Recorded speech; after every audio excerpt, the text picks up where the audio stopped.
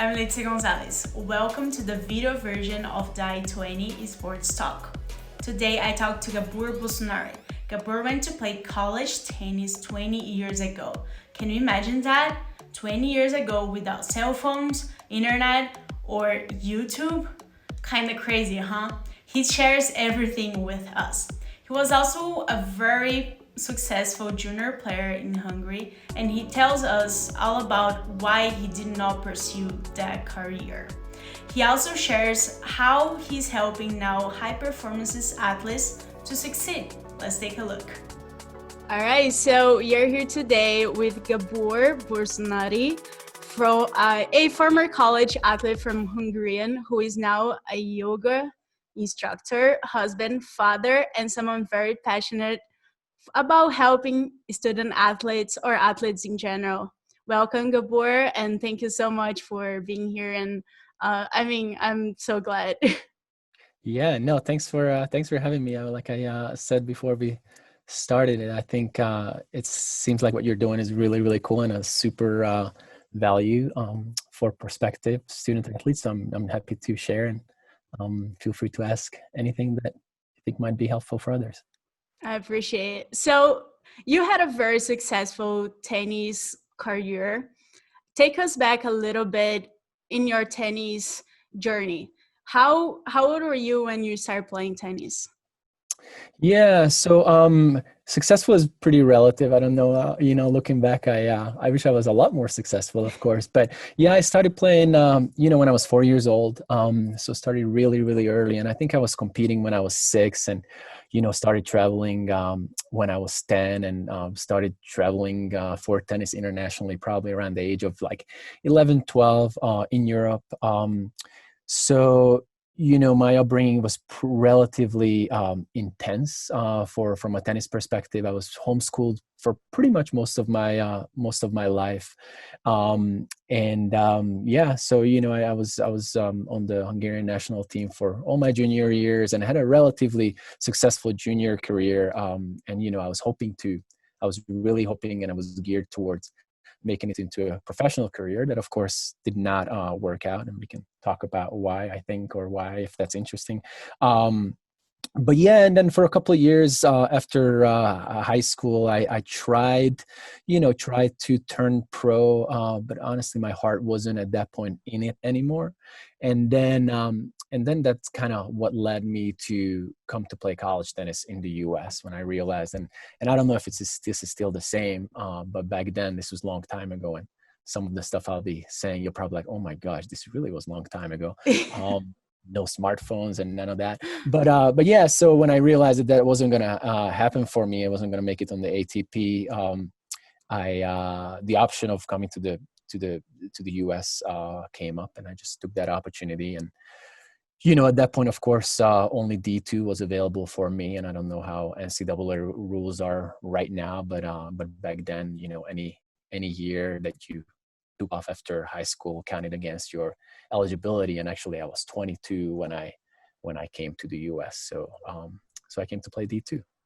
Wow, yeah, just like you said, when you get on university and you played professional, or you have 20 years old, 22 years old, like you said, it's pretty old relatively, like, to go to the US, right? And how was the process of getting recruited? Because you could only choose D2. How did you choose the college you went to? Yeah, that's a great question, and I think it was, I think my experience might have been maybe slightly different from some, but also probably pretty similar to a lot of other people at that time, right? And we were talking 2001 and 2002, so this is a really kind of a long time ago. So I don't know how exactly recruiting process works now, but of course back then, the world was quite a bit less connected than it is now. The internet wasn't what it is now, right? Like, we didn't have smartphones and all those things. So it really kind of happened kind of word of mouth, like you knew someone that was maybe a year or 2 years older that went to this school, and then they kind of talked to the coach like, hey coach, I know this guy that would be probably a good fit. And that's kind of how it started, right? And just to give a couple of funny funny examples that not probably definitely isn't like that today. I mean, back then, there was, I remember this like super thick book of like colleges of the US that, you would go to the library in your home country, like rent or buy this book, and like you would look up schools, and you would literally have to tape yourself, like record a videotape and then ship it across the ocean to the Wow. coach. Like, it's not like, like, okay, I'm going to take my smartphone and snap a, video and like Just send on was on WhatsApp. YouTube. um, so yeah, so my story was, I knew someone, a friend of a friend that played at the school that I ended up going to, which was Anderson College in South Carolina. And he kind of reached out, like he knew that I was playing with the idea of coming to the US. I was actually kind of deciding between, at that time I was living in and coaching and playing in Germany. I was playing professional league there, and I was teaching or coaching tennis there.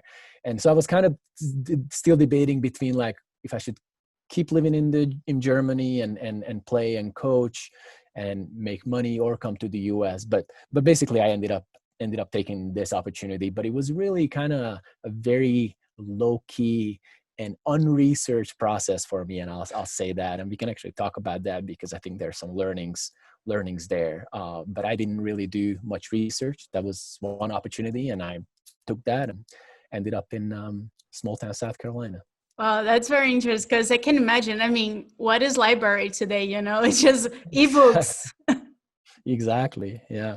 Yeah. So why did you make the decision between, like, you chose to go to the US and now staying in Germany? I think it was obviously just like in most, like a lot of decisions were like kind of multifaceted. Like a lot of things go into making a decision. But I think mostly, honestly, for me, it was curiosity. I always loved traveling and exploring other cultures. Really, it was, for me, that was the main motivator.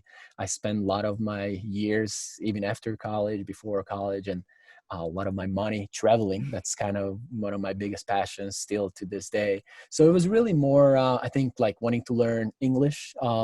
Honestly, for me, I did not think I was gonna get a degree. That really wasn't my, I don't know, maybe it sounds like kind of maybe even weird, like my, from a lot of other people that pursuing this. But yeah, I think I was kind of thinking that I go for a semester or maybe for a year, learn English, improve my English, and then move on to the next thing. And then of course that didn't happen. But I guess to answer your question short, I think it was more curiosity, wanting to explore a different culture, and tennis at that point for me really was just a vehicle or a tool for that.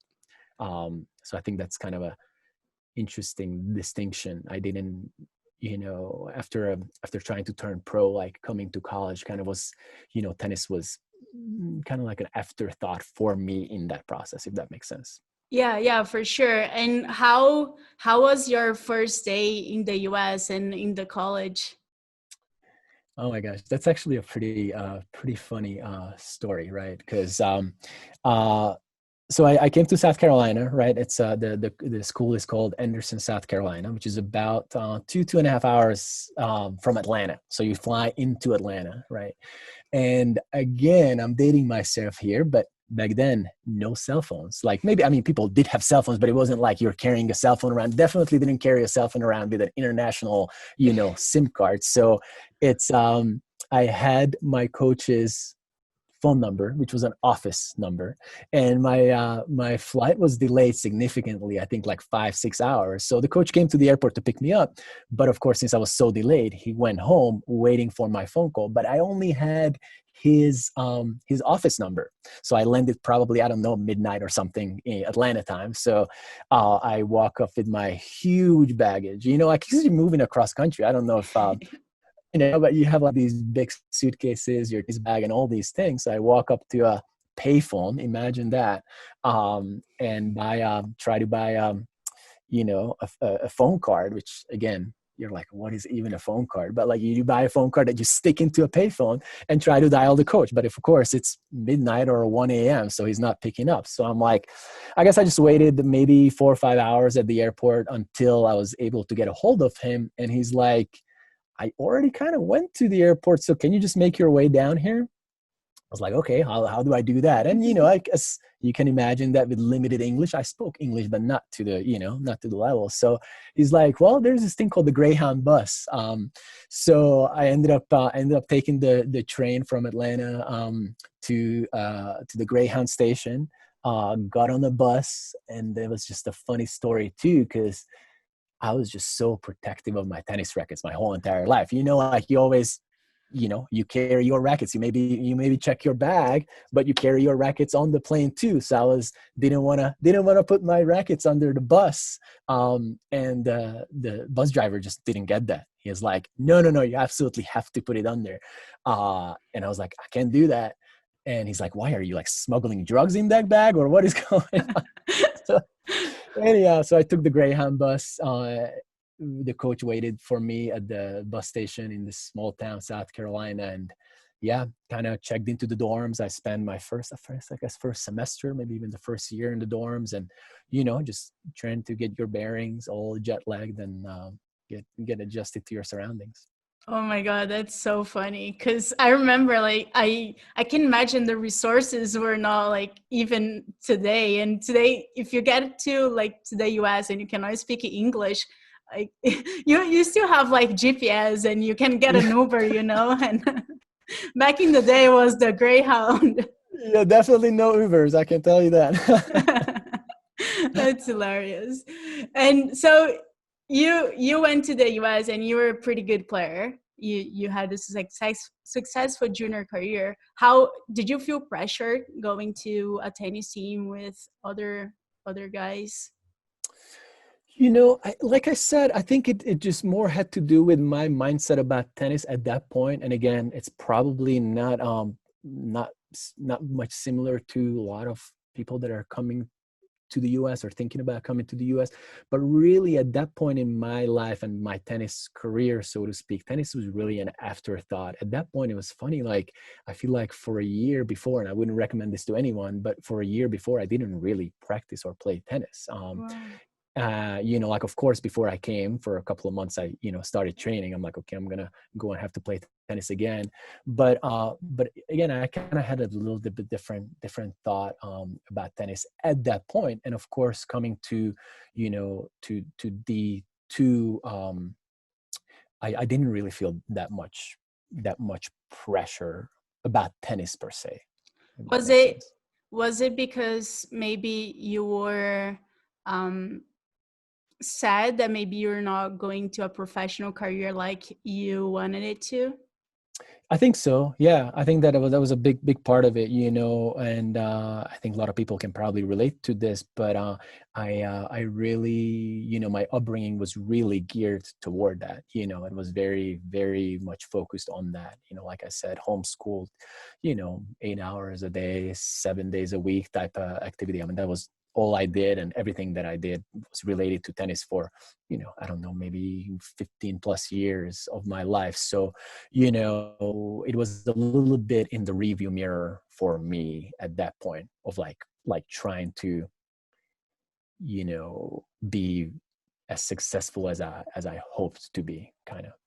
And I don't know if why? I'm answering your question, but No, you did. And why did you didn't pursue the professional career?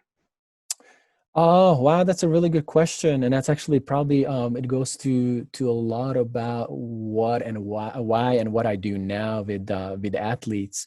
But really, I think it generally was just a general burnout. I think I was maybe pushed a little too hard, a little too early, at a young age. But more on a practical level, I tell people that I think there's three factors, at least in my life, but I see this in a lot of young athletes' life, not just tennis players. The three factors that kind of didn't allow me to become as good as I was hoping to be.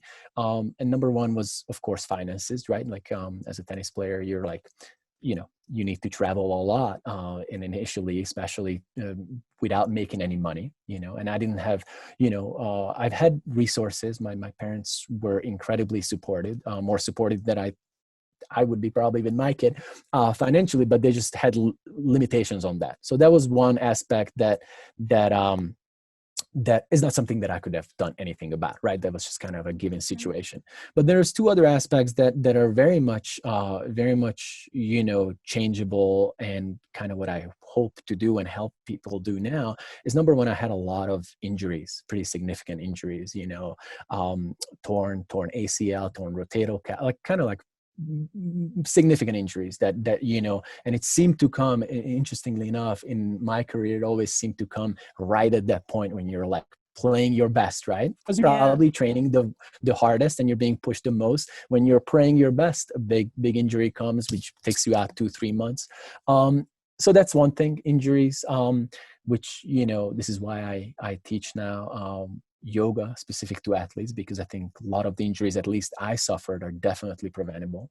And then the other thing, which is just as, if not more significant, at least in my personal experience, was my mental abilities. I just really never really had the tools and the ability to control my emotions on the court. I was very, very, very competitive, like uber competitive, but that came with a lot of anger and frustration on the court that didn't allow me to become a better player than I was. So that's another thing that I work with athletes now, to develop tools on how to control those emotions, and how to process pressure, not just on the court but off the court, in your everyday life, type of thing. I don't know. Does that kind of make sense? Oh yeah, 100%. And I think that's very important. And a lot of student athletes struggle a lot with that, because you give everything and then you get injured, and maybe like that kind of makes you sad, because you cannot give your 100% or 200% on the court. So that's incredible that you do that and you work with athletes. Yeah, I mean, I hope, that's kind of my mission, really, is to, provide the resources that weren't available to me. And that's why I'm so excited about what you do, because, I wish there was a resource like your podcast when I was pursuing a college career. But in my way, that's what I'm trying to do, is provide the resources, both the physical, mental, emotional training, that I wish it was available to me, because like I said, especially the injury side, a lot of those are very, very preventable. And on the mental side, I tell people all the time too, is just my coaches and my parents always told me, like, not to get upset on the court, but never told me how not to get upset. It's just they always told me the end result that was desired or expected out of me, but never told me, like, okay, well, this is what you do when you feel these emotions coming, or whatever that may be. So that's just providing those tools that I wish I had. Yeah, for sure. Just tell us a little bit about your company and how you do that. Yeah. So I started a company called Breathlete, which is kind of like the two words, combination of the word breath and athlete.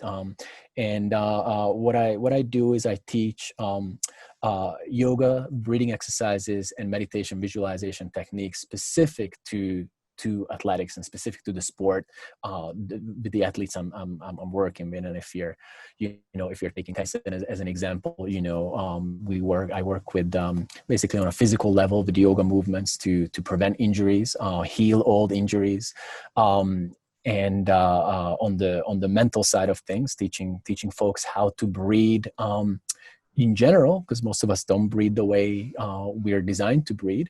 But even more so, once we learn that, how to breathe depending on the situation that you're in, right? Like, how are you going to control your heart rate and your physiology in between, let's say, just again, sticking with tennis as an example, between 2 points, when you're, like you just went through a long rally, your heart is pounding, you might have missed an easy overhead at the end. How do you calm down in between points? How get yourself ready for the next point, or, in between changeovers when you have about 2 minutes? What do you do to, again, prep yourself to be able to perform your best self? And then, of course, meditation and visualizations to prepare, again, even prior to competition. Like, what do you do before even you get into a match? What do you do when you come off the court, whether you had a big win or a big loss? How do you prepare for the next match, or how do you prepare for the next tournament? Like, kind of processing emotions. But again, what I do is I try to develop these resources very, very specific to the athletic endeavor, right? Because I tell people that a power lifter is going to have to breathe very, very differently from a marathon runner. That's going to have to breathe very differently from a golfer that is trying to make a putt, So that's what I do with my company. And do you work just with athletes in general, or specific college athletes or teams? Yes, it's a great question. So I that's kind of my project. Breathlete is my project, but of course, in general, I teach yoga. I teach general yoga classes. If you're in Denver, you can come to yoga class. I will take that. But so I work with general population like that, but with Breathlete, I actually, the company is very young. It's less than a year old, and actually I really started just diving into it more full time with the pandemic, which is actually interesting opportunity with that. But yeah, right now I work with college teams. I think you and I talked about before this podcast started. I still work with, and I have for a few years, with our old school, Hawaii Pacific University men's teams. But I worked with University of Maryland women's teams, Colorado State University women's teams, and a few other schools. But I also work with clients, individual clients. But right now it's a lot of college teams, just because that's where my network is. That's where I know people. But of course, then I work with, I work with rock climbers, for example, because I'm a recreational rock climber and I teach yoga at a rock climbing gym. So, I work with rock climbers, and again, teach them, how to prevent injuries specific to the movements that are inherent to rock climbing, how to control breathing and emotions, specific to when you're leading a pitch, whatever, 100 foot up the upper rock wall, how to execute your move. So, yeah, but again, like I said, it's still at the early stages of this company, but that's what I do currently.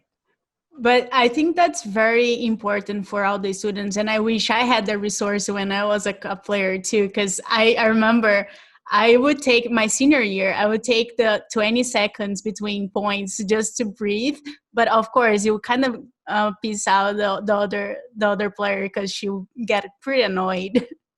Yeah, well, it's funny you say that, because this is before I knew anything about how to do this. I always was interested in breath from an early age, but I've developed my own little breathing habits during my college career. And I just remember it was so funny, because I was doing something that actually I wouldn't recommend now. It was just wasn't technically correct, but that's kind of what I came up with myself at that point. But I remember the trainer, the school's trainer, coming up to me after one of the matches is like, "Are you okay? Like, what are you doing? Like, are you okay? Should we be concerned with what you're doing?" And I was like, "No, you don't understand. I'm like trying this thing to like calm my breath." But that kind of just goes to show you, how a lot of these resources are how unknown and not taken advantage of. Like, I mean, the trainer just had absolutely no concept of even what I was trying to do. Yeah, for sure. And you were talking about Hawaii Pacific, and that was quite a long time ago than when I was on the team. How was your experience playing for back in the day? It was the Sea Wars, and now it's the Sharks. Yeah, it was actually funny. So I did just to backtrack just for 1 second. So I did 2 years in South Carolina, right? And honestly, that wasn't, and we can talk about that a little bit more if you want, but that was definitely not a great fit for me personally. That was just like not. And I think there are some learnings there. I would just say do your research to where you're going location-wise. I think that's a big thing. But basically, I spent 2 years in South Carolina that was not a good fit for me.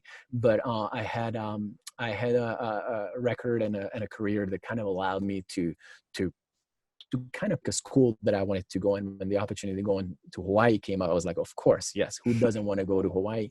And yeah, so it was an interesting time in for the team too, because it just went through a massive change. They just came off winning NCAA national championship, but for many different reasons, half of the team had to stop playing after that season.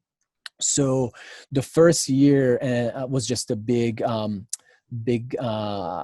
of reconstructing the team. We didn't even have a full team for my first year there. We had our coach that actually recruited me kind of stopped working for the team. I think maybe even just like a month and a half after I arrived.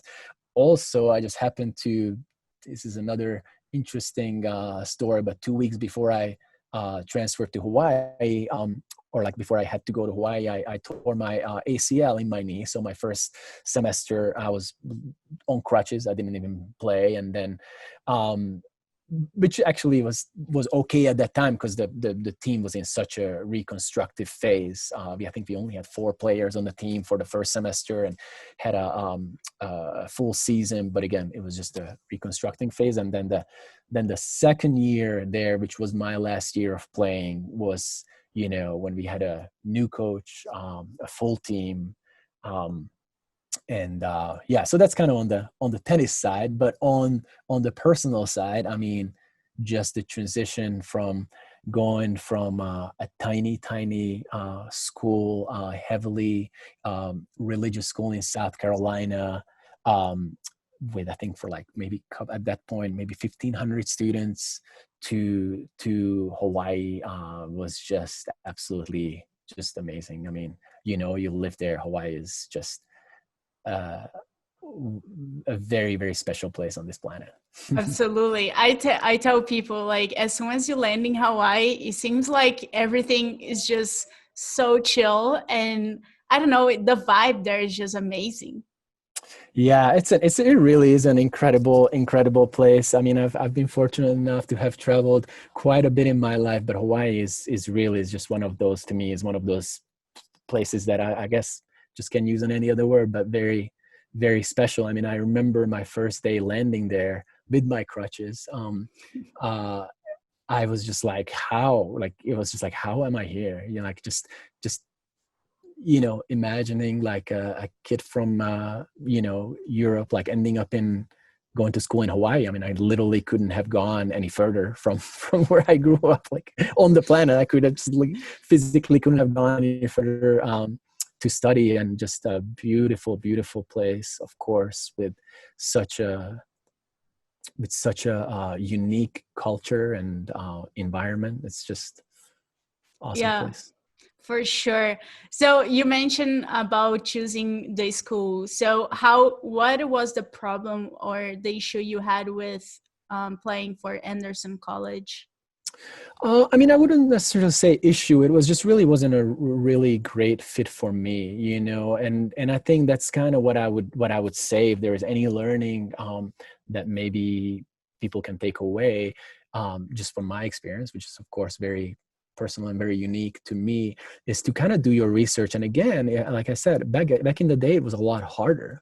You know, like I'll be honest, I had no idea where South Carolina was before setting foot there. You know, I had no idea what would that mean. Of course, growing up, you see, you know, at least for me, it was like, you see movies about the US and that's what you think it is. And like, whether it's Kansas, South Carolina, New York, or Alaska, like, it's in my consciousness, and this kind of goes to maybe my naivety about it, but it was all one thing, right? Yeah. And so I landed in South Carolina, and again, I grew up in Budapest, Hungary, a big, you know, metropolitan city with all the resources and city life and public transportation and all those things. You know, I grew up there, and going from there to a very, very, very, very small school, where also is just it was a heavily how should I say? It was a Baptist university,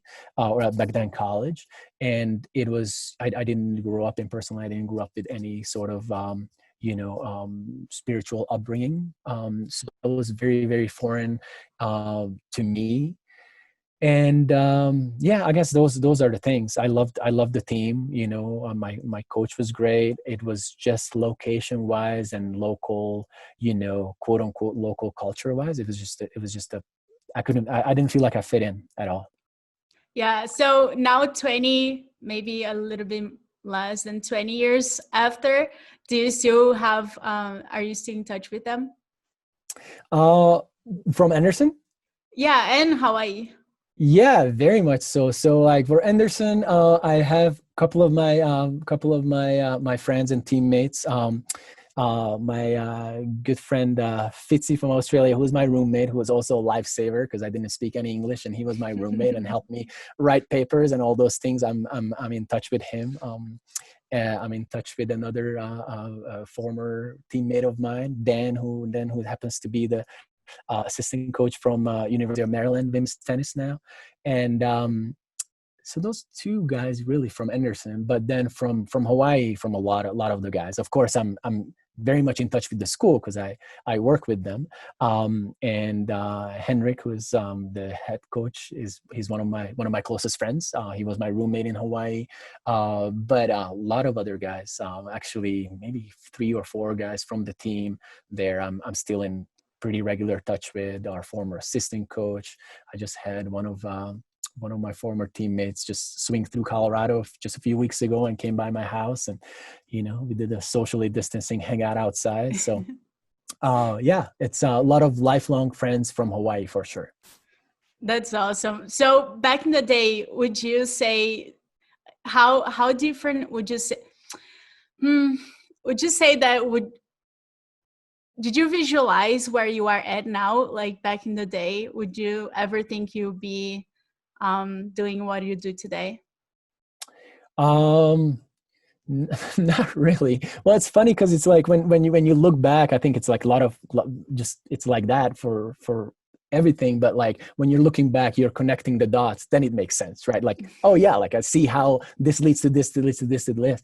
But from without those dots in between, it's sometimes really hard to see how things worked out. But like I said, saying that when I first came to the US, I was thinking that I would be here for, one semester. And quite honestly, after my first semester, I'm like, okay, I think I'm ready to go home. Like, this is just not for me. So that in itself is, the fact that I've developed a life in the US and I've been here now for the most part, 20 years that I have a family here. And so that in itself, I think is maybe a little hard to imagine from where I started. And as far as what I do, I think it's very logical for me what I do now. It's kind of like I really do feel like this is kind of what I meant to do. But what's interesting about it is it took a lot of twists and turns for me to get here. And I think this is one thing that maybe people can take away from my experience too. That it wasn't. I've had a couple of different careers. Like I worked in business for 10 years before even reconnecting with tennis and with coaching. I always loved coaching and teaching. That's what I always liked to do. But I was so ready to not deal with tennis. And it took me, 10 years going away from it and, working a corporate career before kind of reconnecting to, no, I still love teaching. I love coaching and I love sharing. I'm just not sharing now other aspects of that, of tennis than before. So like I said, I always was interested actually in working with the breath, even from as a young kid. And, I was always interested in, working with the body and mind body concepts. I dabbled in martial arts and all those things. So that was always, in my background. And of course, really when I went for my first yoga class over 10 years ago, I was like, yep, I'm going to be doing this for the rest of my life. I don't know what this is, but I'm in. So I guess to answer your question, yes and no. I would have seen, but maybe would have not seen at all. It makes sense. And you're telling me you worked in business. How were you scared to make that transition to being a yoga instructor? No, it was very natural for me, and it was kind of like time. And I think this is one thing that also, again, since this podcast is about, sharing, stories that maybe can help other student athletes, I would say that too, that, I studied business, not necessarily because that was what I was most interested in. I honestly just didn't have any other models in front of me. At that, I don't know how it is now, but at that point, I quite literally can say, besides my friend Fritzi, who was actually studying exercise science, my Australian roommates, I don't know if I know anyone on any of my teams that didn't study business. I don't know anyone that at that time that came to the US, my friends from Hungary, that didn't study business. Like that was just kind of like the thing, right? So I did that, and I find aspects of it that I found very interesting. I ended up doing marketing, and that's what I did for 10 years. I worked in marketing, and I found that very interesting. But it wasn't, it wasn't quite my calling ever, right? Like it's not like you are meant to do marketing, and I still love it. I still do freelance work when opportunities present itself, but that was just not my calling. So I guess what I would say about that, for anyone that's interested in pursuing, is really spend some time reflecting on what you think you want to do. And it's okay, I think, especially I think the opportunity in the US is more present in an American college system, to not have to pick your, what you want to study in your first semester or even your first year. So I would encourage people, unless you have this calling, like, no, I wanted to be that or a doctor since I was 2 years old, so I'm going to pursue that, of course, if that's the calling. But if you don't have that, then spend a little time, looking around, exploring what you might actually be interested in studying and doing. Because I didn't do that, and it took me 10 years to come back to what I meant to do. And I am sure you meant to do that, because I have heard great things about you and your work. How would student athletes or teams find you? How they can contact with you? Oh yeah, so I'm on the all the kind of social platforms. It's my Instagram handle is Breathlete, and again, it's just maybe in the show notes we can share, but it's the word combination of the word breath and athlete. I guess, sorry, my Instagram handle is Breathlete. Same with my Facebook handle, but the website is just breathlete.com, and there's a ton of free videos of yoga, meditation, breathing exercises, again specific to athletes. That, that's awesome. And all right, so before we started the podcast, we were talking about these hard times for student athletes, and maybe a lot of people are suffering with anxiety. What would you, and I mean, like I said, maybe that affect a lot of student athletes in their senior years. What would you recommend for those experiencing anxiety right now? That's such a great question. And I work with a lot of folks, not just athletes. Like I said, I work with, corporate clients and just general population. And of course, this is always, it's a big issue, but with COVID times, I mean, it's just rampant, right? And I think it's interesting because I think often we don't even realize how deeply it is all impacting us. So I would definitely start with the breath. And that's kind of why my company is called Breathlete, because breath is really the foundation of everything that we do, whether it's movement, it's our most basic movement. Whether you want to start meditating, every single meditation is based on being conscious of our breathing. So I would definitely say start with the breath. And like I said, there's a ton of resources on my website you can just look at for free. But what I mean by starting with the breath is really being conscious of taking long, deep inhales and exhales throughout your daily activities. But if you are actually going to do some sort of practice sitting down, is we tend to hold our breath a lot. We don't tend to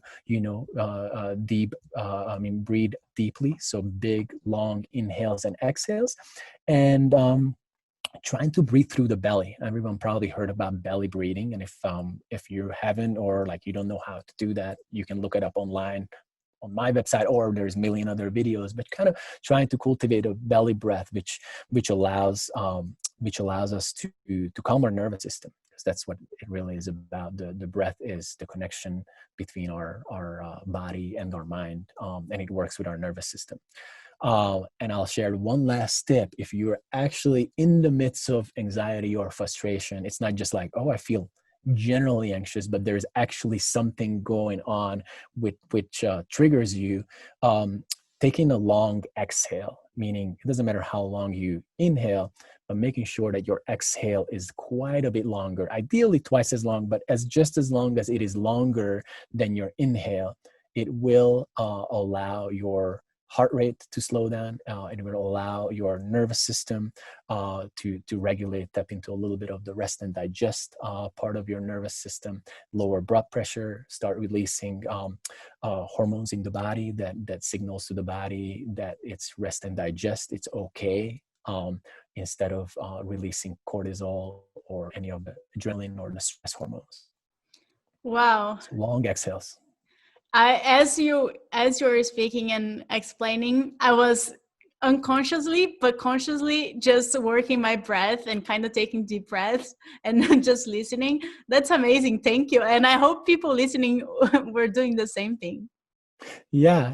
That's what's so beautiful about working with the breath. It's very, very simple. And I always like to say it's not easy, because it's not necessarily easy, but it's very, very simple concepts. But we just don't think about it, and which is really interesting because, I like to tell folks is the first thing that we do when we come into this world is we take an inhale. The last thing that we do is we exhale before we pass on. And in between, we breathe anytime between 17 to 30,000 times a day, but depending on how fast you breathe. But no one ever talks about how to do that. Your parents tell you how to brush your teeth. Your parents tell you a lot of things, but probably don't talk a lot about how we should breathe, which is our primary fuel of our body, oxygen. That's amazing. Oh, thank you for the short class. I really appreciate it. No, thanks for asking. I love sharing this with folks. That's awesome. So what was the biggest learning experience you had to go through as a student athlete? Wow, what a great question. The one who it's going to be hard to pick one single thing. I would say just adaptability is maybe it's a big concept, but really that to be able to adapt to the situation at hand, right? Whether it's in a competitive situation or just a situation you just landed in a new country, new culture with language that is kind of hard to grasp, where you need to study economics or psychology in a language that is kind of hard to grasp anyway, is the importance of being able to adjust to the situation, instead of always trying to control the situation. It's not always possible, right? We are trying our best, but it's not always possible. So then our choice is, how do we respond to that? So maybe it's not as a precise or one example that you might have been looking for, but I guess maybe, I would just say adaptability. No, I think that's great because we all move from a different country and you have to adapt to a different culture and different people, actually, because everyone is different. Yeah, it's a big change. Yeah. All right. So to finish up, let's play the little game, the famous one, this or that. Is that okay? Yes, of course. Let's play. All right. So dog or cat? Dog, although I love cats too. Dog. I have a dog that is most spoiled, and I love him unbelievably much. Pancake or waffle? Whew, that's a tough one. Depends on the pancake or the waffle. If you've been to Hawaii, Kino's pancakes in Kailua are the best pancakes. So I'll take those over any waffles. But generally speaking, I actually eat a lot more waffles. So waffles and pancakes. Ocean or mountains? Gosh, I wish you didn't ask me that. That's so hard. I live 10 minutes from the mountains and I love the mountains. So I guess my wife and I talk about this all the time. If we had to live somewhere, probably mountains. If it's the activity that you can do in either, then oceans. Surfing is, there's nothing I'd rather do than surf. And city or countryside? Right now, city, countryside, maybe in a few years. Okay. Hot or cold weather? You have been to both too. Depends. Right now I live in Colorado, so it's cold here. So I guess maybe I would say cold now. And just to finally question, if you could tell something to your younger self, what would that be?